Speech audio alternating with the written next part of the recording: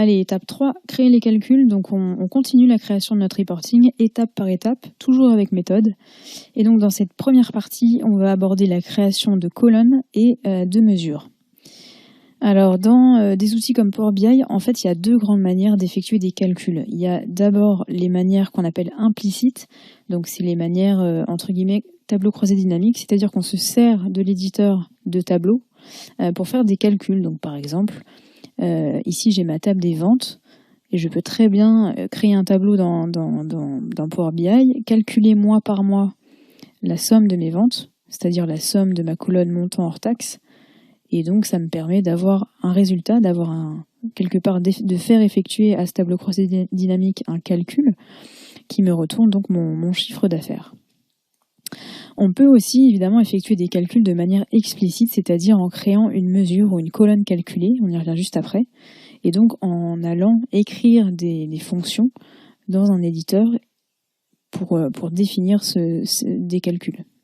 Alors ce que je vous conseille, c'est de limiter au maximum l'usage des calculs implicites, même si vous avez l'habitude de manipuler des tableaux croisés dynamiques, donc vous êtes sûrement confortable dans ce schéma-là, et même aussi pour des calculs simples, comme une somme, comme compter un nombre de valeurs, etc.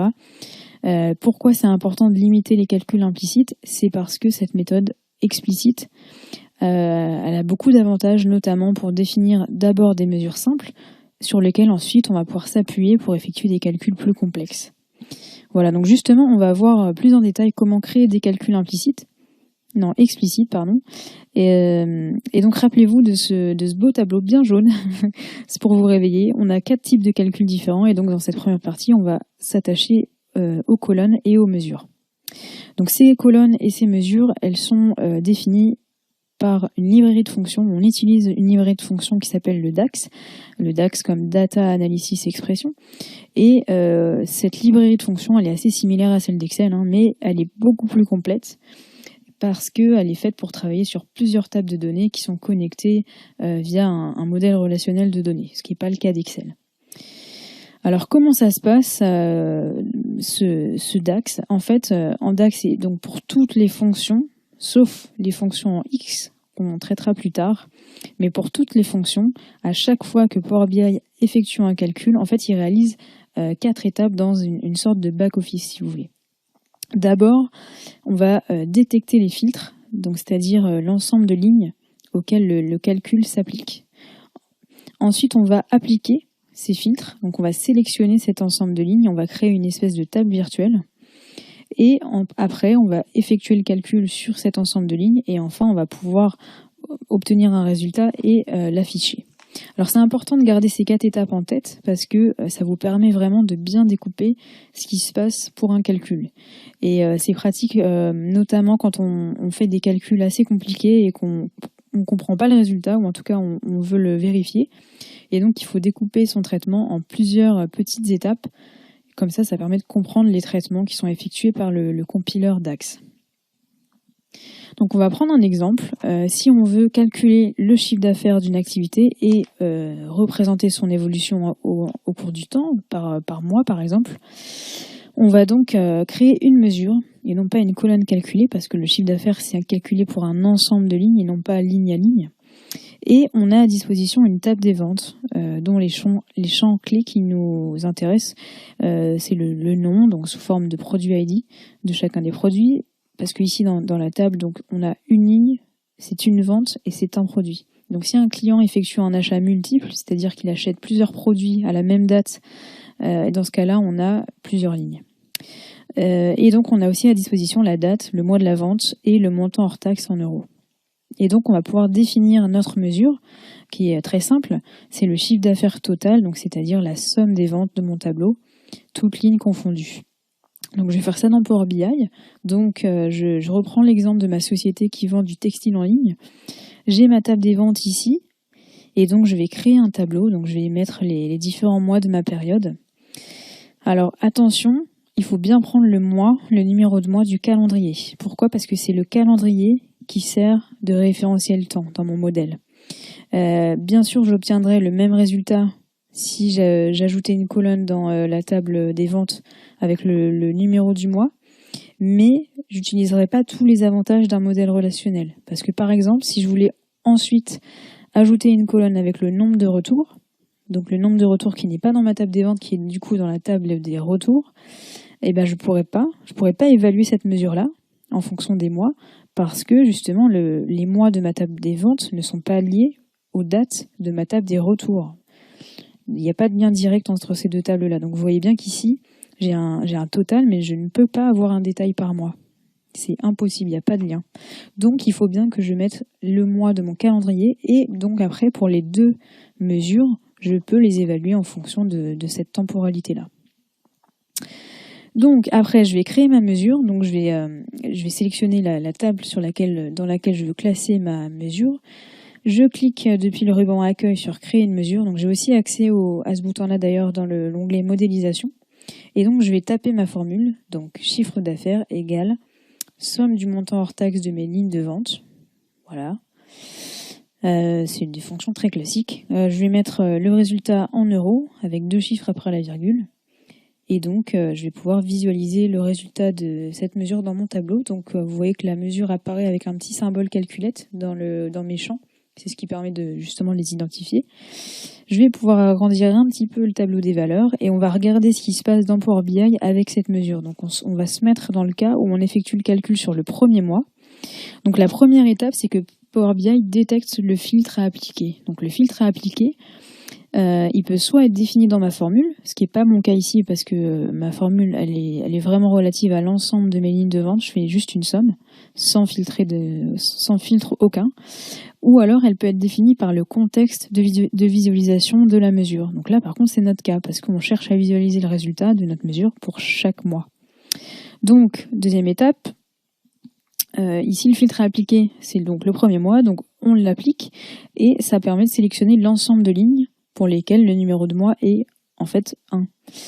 Voilà. Ensuite, il nous reste la troisième étape, appliquer le calcul, donc à sommer les montants hors taxe sur ces lignes-là, et placer les résultats dans le tableau résultats. Voilà, ça c'est la quatrième étape, et ainsi de suite. On passe au mois suivant, on détecte le filtre, on l'applique, on a notre sélection de lignes, on calcule, on visualise, etc. etc., etc. C'est une boucle jusqu'à la fin du tableau. Chaque mesure la mesure est calculée et est effectuée de cette manière-là. Maintenant, on va creuser un peu le DAX. Alors, ressource importante, c'est l'annuaire des fonctions. Donc ça, c'est la Bible. C'est là qu'on a la définition officielle rédigée par Microsoft. Donc voilà, n'hésitez pas à aller consulter toute cette documentation en ligne. Ensuite, quelques conseils. Ça mange pas de pain.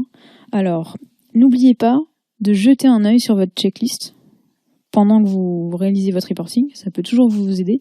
Et n'oubliez pas non plus de documenter ce que vous faites, c'est-à-dire notamment de bien mettre sur papier la définition de vos mesures. C'est important. Et n'oubliez pas non plus de suivre l'état de votre avancement, quoi. Ensuite, je vous conseille de créer une table des mesures à part. Pourquoi à part ? Donc une table vide, parce que voilà, c'est loin d'être une obligation, mais ça n'a vraiment aucune incidence sur les calculs. Mais bon, ça vous évitera de les éparpiller dans plusieurs tables. Après, en plus, vous risquez de ne pas les retrouver, donc de les créer en doublon, peut-être en plus en les définissant de manière différente. Donc voilà, il vaut mieux réduire ce risque-là de mélange et d'erreur et les classer toutes à un seul endroit. Et pour ça, donc vous pouvez créer une table sans valeur, vous la nommez mesure. Et voilà, vous aurez une espèce de tiroir spécial pour vos mesures. C'est pratique, moi j'aime bien. Ensuite, n'oubliez pas de nommer vos mesures de manière claire. Voilà, même si le titre est long, c'est pas grave. Vaut mieux avoir un titre long et clair plutôt qu'un titre court et pas clair. Donc voilà. N'oubliez pas non plus de ne pas mettre d'accent ou de CCD ou enfin tout caractère spécifique à la langue française en fait, pour justement pouvoir utiliser l'autosuggestion, c'est-à-dire le fait de commencer à taper un mot et Dax nous suggère des champs ou des mesures, ce qui est vraiment très pratique. Un autre conseil, c'est d'utiliser l'indentation. Indentez votre code, enfin vos fonctions quand vous les notez. Voilà, comme si vous codiez des petits programmes. Pour ceux qui ont l'habitude, voilà, perdez pas cette belle habitude. Il y a aucun problème. Vous pouvez mettre des espaces, des tabulations dans vos formules, ça n'a pas d'impact sur les calculs, mais bon, ça clarifie vraiment la lecture. Voilà, notamment quand on a des longues formules et qu'on imbrique plusieurs fonctions. Voilà, c'est une bonne pratique à mettre en place. Prenez soin aussi de référencer, donc d'appeler des mesures dans d'autres mesures. C'est-à-dire que quand vous effectuez des calculs qui ont des, entre guillemets, des bouts de calcul en commun, ne recréez pas tout le calcul, servez-vous de vos mesures précédentes. Voilà, on commence par une mesure simple, ensuite on va dans le détail et ça permet aussi de bien décomposer son calcul. Donc c'est le cas typiquement des ratios ou des pourcentages. Si on a par exemple calculé notre chiffre d'affaires et qu'on veut calculer notre taux de marge, on va créer donc notre mesure chiffre d'affaires, on va créer une autre mesure achat, donc la somme des prix d'achat, on va calculer le profit, donc les ventes moins les achats, et ensuite on va pouvoir évaluer notre taux de marge, donc le profit divisé par le chiffre d'affaires, qu'on va mettre au format pourcentage. Comme ça, on n'aura pas besoin de multiplier par 100 notre mesure taux de marge. Et voilà, et on a défini le CA une fois, et ensuite il resserre dans les deux autres calculs. Donc si je veux modifier son évaluation, sa définition, ben je n'ai à le faire qu'à un seul endroit. Et voilà, et quand on sait faire ça, on gagne vraiment, vraiment beaucoup de temps. Voilà. Donc, on va démarrer sur plusieurs fonctions. Donc, je vous liste ici le nom des fonctions les plus utilisées dans Power BI. Et c'est vraiment très pratique d'avoir tout ça en tête. Donc, on va les balayer dans la vidéo suivante.